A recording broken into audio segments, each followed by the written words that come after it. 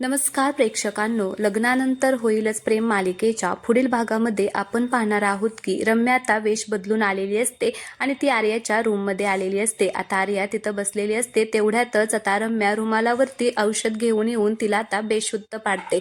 आता आर्या बेशुद्ध पडल्यानंतर आता तिला समोर दिसतं की आय लव्ह यू जन्मेजय असं आता ती पाहत असते. म्हणजे जो कॉम्प्युटर असतो त्याच्यावरती तिने ते फोटो लावलेले असतात आणि तिथे ते सगळं पाहून रम्याला आश्चर्याचा धक्काच बसतो. तर इकडे दुसरीकडे नंदिनी आणि जीवा आता शोधाशोध करत असतात. तर त्यांच्या समोर सुद्धा आता एक सत्य येणार आहे.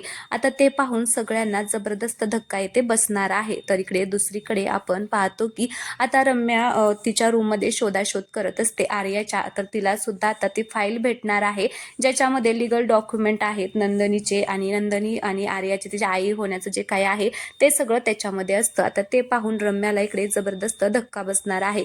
तर चला प्रेक्षकांनो, हा छोटासा भाग तुम्हाला आवडला असेल तर नक्कीच व्हिडिओला लाईक करा, चॅनलला सबस्क्राईब करा. तर इकडे काव्या आणि पार्थ सुद्धा आता घाबरलेले आहेत. काव्या म्हणत असते की गुरुजींनी संकेत दिलेला आहे आणि आता 16 ऑगस्टला नक्की असं काय होणार आहे.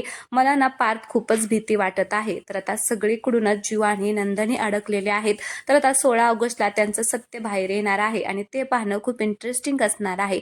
त्यामुळे प्लीज तुम्ही चॅनलला सबस्क्राईब करा. धन्यवाद.